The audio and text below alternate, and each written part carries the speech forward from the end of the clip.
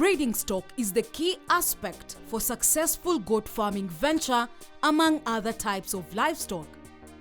During goat breeding, identify a good male goat which has no deformities, with 2 well-developed testicles, strong feet and legs, good body conditions and a high libido. Libido is observed by the ability of the male to vigorously detect the mate with females on heat. These qualities will ensure successful mating. Breed females that are in good condition. Select those with a soft udder, 2 functional teats, and a strong teeth and legs. Manage reproduction in goats, ensuring that the first mating should be about 16 months of age, because breeding too early can result in weak kids and stunted females. Since Simon rears the alpine goats for milk production, he ensures that he does not do crossbreeding with other goat varieties apart from alpine varieties. I breed these goats specifically for milk production.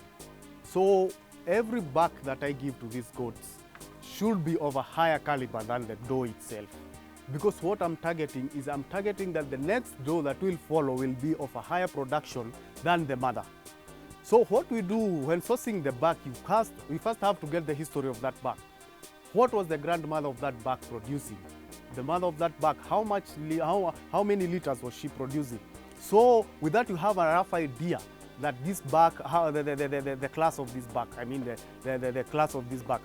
Then when you do that, you select a good doe.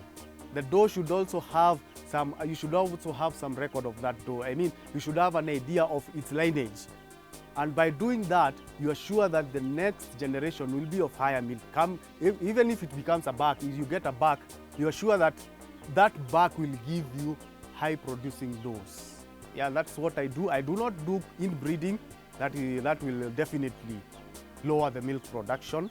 And I keep to German Alpine. I don't crossbreed with Toggenburgs and Sarnens or anything else. I keep to German Alpines.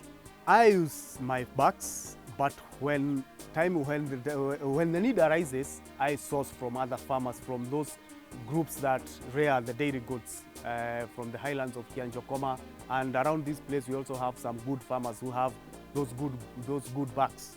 1 male is needed for every 25 females. A female is mated 2 months after kidding. If possible, mate all your female goats at the same time to ensure kids are born at the same time for ease management. Currently, Simon has 10 does and 2 bucks. A doe should should give birth 3 times per year. That is, after every 8 months, a doe should be giving birth. So 3 times in 2 years, sorry. So what I do to keep a constant supply of milk, I breed them in lots. For example, from here, you have 5 does up to there. The last one there is a buck. This one are in calf. They have already been served. The first one was served on 1st of April. The last one was served on 17th of April. So you expect them to give birth at the same time. The next 5 does, from this one to the last one there, the second last one, they have their kids right now, not more than 1.5 months old. So by the time these ones are giving birth, these ones will also have been served. By doing 5 does at a time, I make sure that, and by selecting the 5 there, I don't just get to 5 now, just the number 5 I pick on any. I mix the high producing ones and the low producing ones, so that I make sure that at every time, the minimum that I can get, the minimum production of milk that I can get from these goats at any one time is 8 liters as of now, though I have a bigger target. Yeah. The gestation period of a goat is 150 to 155 days after mating. During pregnancy, monitor your goat closely 1 week before kidding in case of any problems. Replace the breeding animals at 9 years of age or earlier if they fail to become pregnant. Organize for a periodic male exchange program to prevent inbreeding. Simon ensures that his goats are served twice a year. This gives good kid rate on his farm, as the Alpines are known to be best at twinning rate. When a goat is served, say today, it should give birth in 100, at most 155 days. Those are 5 months. After giving birth, in the next 3 months, after giving birth, when 3 months are over, it should be served. It should come to heat. That is, if it has been fed well. So you see, that's a span of 8 months. So in 8 months, we say 3 times in 2 years, because 8 times 3 becomes 24 months. That is 2 years, and that is how we do it. Goats are known to be very hardy animals that can withstand any climatic conditions. But under poor and hygienic management practices, they can be attacked by diseases such as Rift Valley fever, mastitis, brucellosis, pneumonia, diarrhea, among others. Simon is a careful farmer who loves his goats and ensures that they stay in a clean area. This is especially after mastitis hit one of his best producing goats on the farm. The only disease that I have encountered is mastitis. Otherwise, with good housing, good feeding, you eliminate, and you don't just mix these goats with any other goats. You eliminate the chances of these goats getting diseases. So that is how I have been able to avoid such occurrences. Otherwise, I've not encountered any serious threat to these goats. Timely vaccination is a must for keeping your goats free from all types of diseases. It also helps in keeping your goats free from highly contagious diseases such as pneumonia and tetanus, among others. Vaccinate the kids at their 5 to 6 months of age to prevent scabby mouth disease, and also vaccinate the goats at the 2 months of age.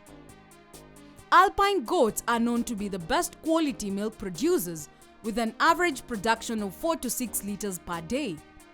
Their milk is very rich, containing relatively low amount of fat and a higher protein value. I milk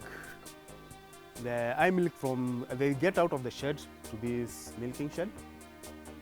This is where I do my milking, and depending on the number, on any goat, I get the most, the ones that give me the maximum amount of milk. It's around 4 liters per day. The minimum amount of milk is 1.5 liters. For a goat farmer to succeed in commercial production, they should obtain market information, create demand by telling people their goat milk production, or even try local hospitals, children's homes, and individual households. As a farmer who is absorbed on dairy milk production, Simon has focused on commercial production and home consumption. I do commercial selling, and most of the customers are in Embu town. I just had a customer complaining his child has been, the doctor has prescribed goat milk for the child. He has no idea, she has no idea where to get it. And I told her, I have it, I can deliver it to you. And she told me, yeah, do it. So I began with one customer, half a liter a day, that was paying after 30 days. Goat milk has a local available demand, and it is highly recommended by doctors because of its nutritional value. Simon attests to having a ready market for his goat milk in Embu, but not yet established in Kirinyaga. He sells his milk not less than 9 liters a day at a price of 150 shillings per liter. He also sells manure at a 90 kg bag I sell at 300 shillings currently.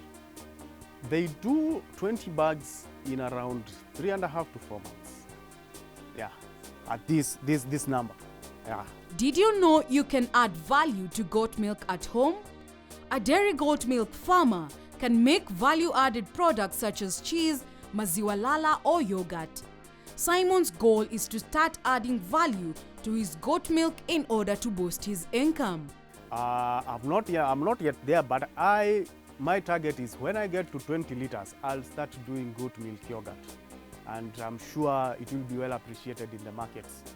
But right now, I cannot start it right now because the production is not sustainable, and I don't want to source it from anywhere else. I want to be sure that what I'm adding value to is something that I can trust because it is from my farm. Simon shares some of the benefits he has achieved from goat keeping. It's a source of employment. Second, I get manure, goat manure, that I either use in the farm or sell. it gives me some kind of satisfaction. A satisfaction that I don't think I can get from any other job. Even with all the benefits in his dairy goat farming, Simon still faces some challenges in his farm. It has not been so big, but the biggest challenge has been the shortage of workers. We have a very big shortage of casual laborers around this place. So sometimes it gets a bit tedious and the casual laborers are quite expensive. That is the only big challenge that I can say I've faced in this thing. Otherwise, it's quite a good business. Goat farming is becoming popular day by day and can be one of the leading profitable sources of income for the low-income earners and people with small-sized lands. Simon shares some nuggets of wisdom to aspiring goat keepers and other farmers. If you want to start in this business, you first have to acquire a good breed, and there's no option to that unless you want to take a lot of time getting to breed to that level that you want. And a good doe right now, a high producing doe right now is not less than 30K. And you don't get one. Goats are social animals, so you have to get either a doe and a buck or 2 does. They do well when there are many. So not more than. When you want to start, maybe you want to start with 2 does and your shed. It should not be more than 70. Yeah, just like any other business. In goat farming, you don't just do it for money. In any business, if you venture in any business for money, then you have failed from the word go. What you do is you want to satisfy the need of the customer. And when you do that, the customer is the best advertiser for your business. You cannot do it as good, as better. You cannot outdo the customer in advertising your business. So make sure that you're doing this to satisfy a certain customer. And once you do that, and have patience, because it does not just come overnight. And have patience for this because it takes time to build such a thing. Just have patience and make sure that you do not compromise on the quality of what you're selling to the farmers. That is either the breed of the goat, the manure, or the milk. Then the rest will follow. If it's money, it will just follow you. It does not just come that way. You have first to satisfy the customer and make sure that is the drive you have in your business, and then the rest will come. And have a little bit of patience. We hope you've enjoyed and learned from Simon Wario, our goat farmer. Catch more of these stories on sheep and goat farming every Thursday from 7 to 7:30 p.m. only on KTN Farmers TV.